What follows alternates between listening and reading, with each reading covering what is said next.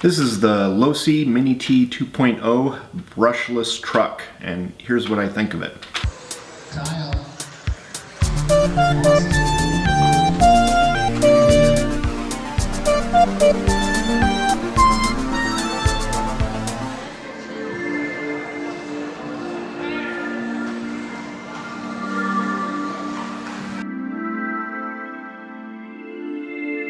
Average Iowa guy.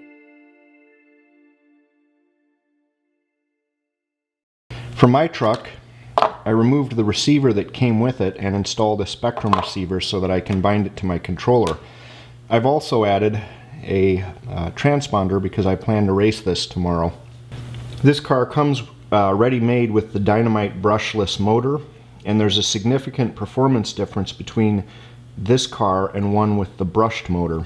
I saw a video on YouTube where the brushed motor went 14 miles an hour and this motor got you up to 24 miles an hour. The car comes with a USB charger that just plugs into there and into any USB port. It takes a little while to charge it, but you can also use a regular LiPo charger and charge it that way as well. I practiced with this car for about an hour on the track, and I have some initial impressions. The first is that the car is very, very squirrely at speed, meaning if you do any slight steering at all, the car really responds very quickly. And there's likely a couple reasons for that. First, the wheelbase, or the distance between the front and rear hubs, is very short. Second, the track, which is the distance between the front hubs, is very wide. In fact, the track is almost as wide as the wheelbase on this car. That means that it can respond very quickly to changes in steering. With my transmitter, I was able to change the curves for steering and also for throttle response to make it a little bit more controllable. The other thing about this car is that it has a fully adjustable suspension. You can adjust the toe, so the direction that the front wheels go, and you can also adjust the camber on all four wheels. The first thing I did was adjust the front toe to be straight in line, and I adjusted all four wheels to have a -1 camber. Additionally, I set the ride height by adjusting the shocks, both front and rear, to 19 millimeters, and we'll see what that does. The other thing is that these tires probably are better suited to bashing around in your backyard and not really great for a high grip clay track. The front tires are slotted and the rear tires are pin. These pin tires I see more often on low grip like dirt tracks and other surfaces like that. Before my race tomorrow, I plan to change out the tires, and I'm also adding some shocks.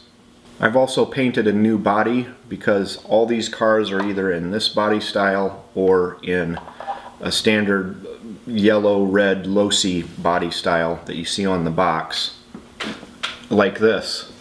So I was concerned that I would have a difficult time telling my car from the other cars on the tracks. I'll include some racing footage and some commentary, and we'll see how it goes.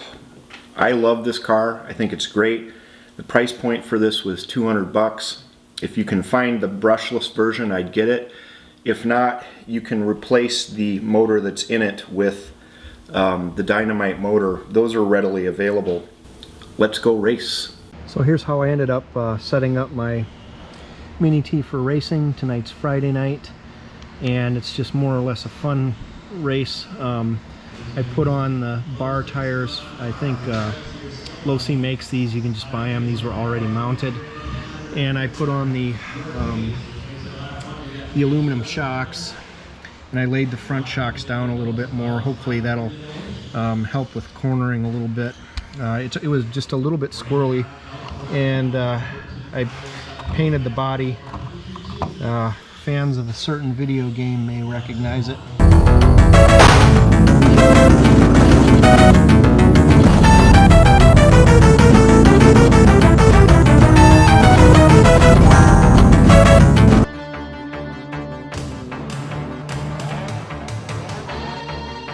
Friday night of racing, it was just kind of a practice race for fun, and it started with one qualifier and then a main. On the qualifier, I started in the Mini-Ts in first spot, but I ended up finishing last, and there's a reason for that. The problem was this screw fell completely out. That's how the motor mounts to the thing here, and this one down here was really loose, and the slipper clutch was too loose. So Loctite, tighten that up, and we'll test it again. It was running great. I was impressed. For the finals, I obviously was in the fifth position.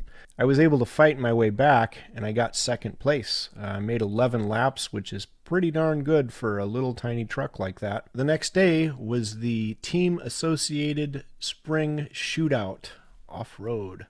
And in the first qualifier for Mini-T, let's see how I did.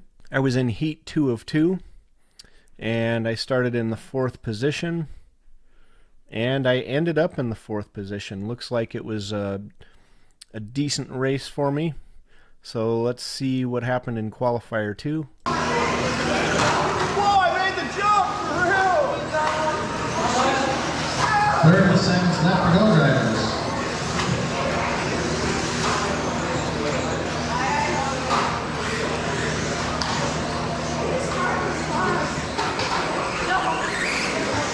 Something's wrong with my car. It's not turning. So in qualifier 2, I was put in at the top of the bottom group of drivers, and so let's see how I did.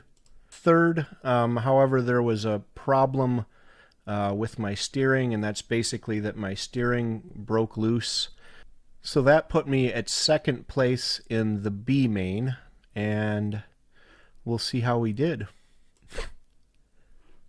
I ended up finishing second, which is not bad, and I think I was still having some steering issues. I think I mostly got it fixed, though, by that point. I couldn't figure out what was going on.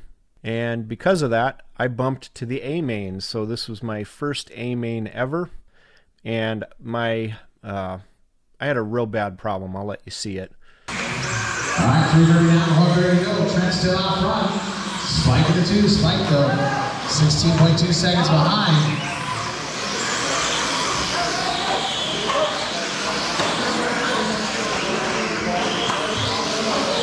.115 left to go on the master clock. Race 22, 8 main, 75 short course.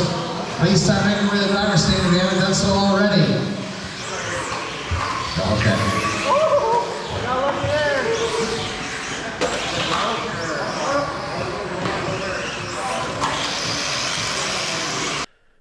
But I ended up finishing second to last despite my bad problems. And a lot of these trucks broke, so people did even less laps than I did. So overall, what do I think? I think it's a hell of a lot of fun in a small package. I don't think it's probably meant to be raced the way I was racing it over like jumps and stuff like that. And so I had problems that one would expect to have if you beat on a car that hard. So the motor mount came loose. I was able to fix that easily with some Loctite. Then I had some issues with the steering servo working loose, and I was able to fix that. But then in my final race, my A main, the shock tower broke, and I won't be able to race it until my parts come in. So I have some parts coming, and I'll certainly update you as to the progress of that. Once I get everything rebuilt and back to running order, I'll do another race, and I'll show you what I did for upgrades and show some racing and have a good time. Anyway, thanks a ton for watching. If you have any questions, ask in the comments. If you have any advice for me as to what to do with the car, except for throw it in the trash, obviously, just comment below. Thanks a bunch. Bye.